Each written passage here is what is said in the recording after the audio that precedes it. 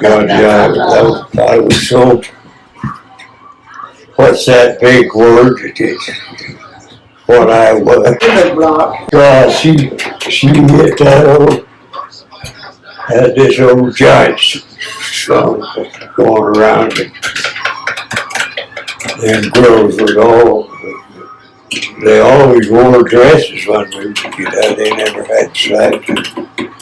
Anyway, I was sitting kind of looking a little bit better than I should have been, and she picked up a rock. I don't think how it ever got that big out of my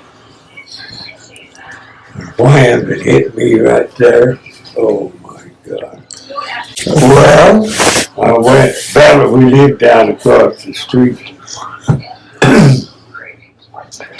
And I went across the highway bellowing like a bull, and my mom heard me cleared out. We lived down the next, on the corner of the first block there.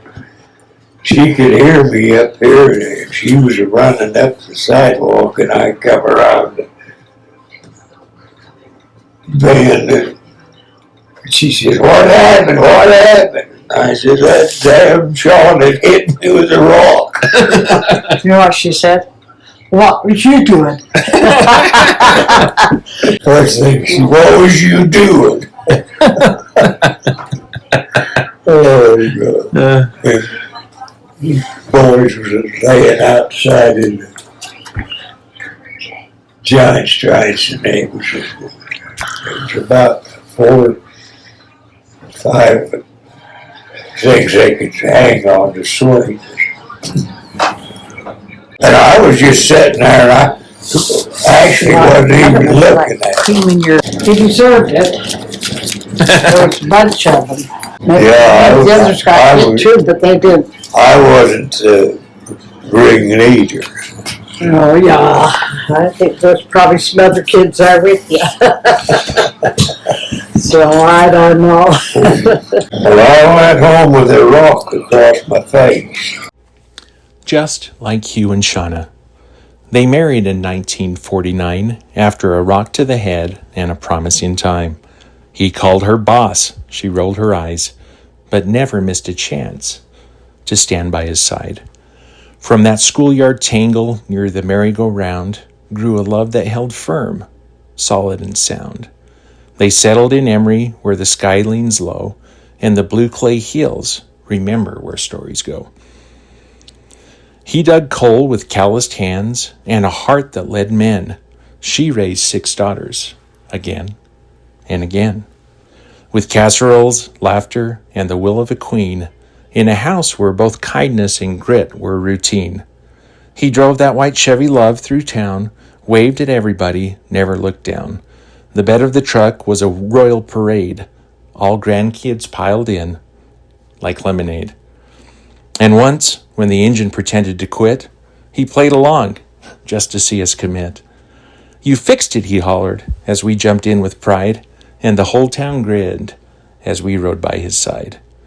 Grandma would show up in her Buick on show days in July, with cold cans of Shasta, ice cream, and that sparkle in her eye. She'd already worked a full day, then rescued our hearts from sheep pens and sunburns and showmanship starts. Never once asked for credit or praise. She just showed up, always, in 100 quiet ways. They never tallied resumes or weighed the worth of fancy degrees. Their grandchildren scattered wide and far, from linemen to lawyers, medics to stars, resort managers, teachers, mechanics with grit, entrepreneurs, musicians, nurses, and mothers who never quit. Cyber pros, economists, a coal miner, even a veterinarian. They'd love us all unconditionally, even if you were libertarian. When we called, they answered. When we cried, they came. When we faltered, they listened, never casting shame. They loved us with everything they had, then took a breath and loved us 10 times 10, through loss, through joy, through every end.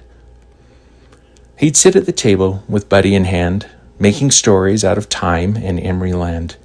She'd lean on the counter, arms folded tight, just listening, loving, holding the light. They spoke in glances, in gestures small, the kind of language that says it all. And when she left, a part of him slipped, like a tree that leans where its roots were ripped.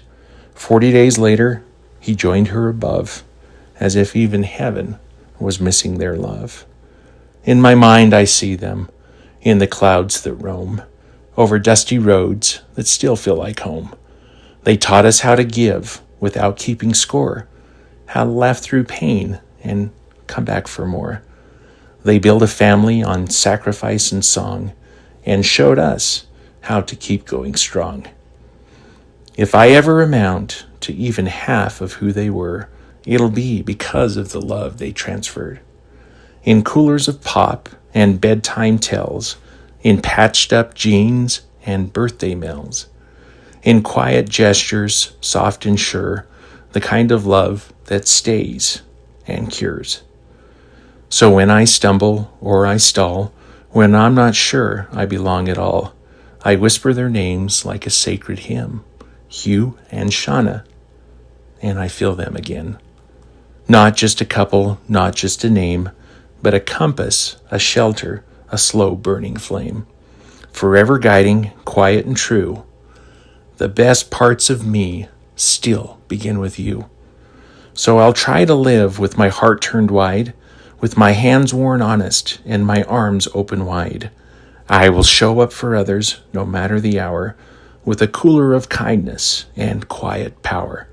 I'll love without counting, I'll give without drama, and I'll love with all my life, just like Hugh and Shonna.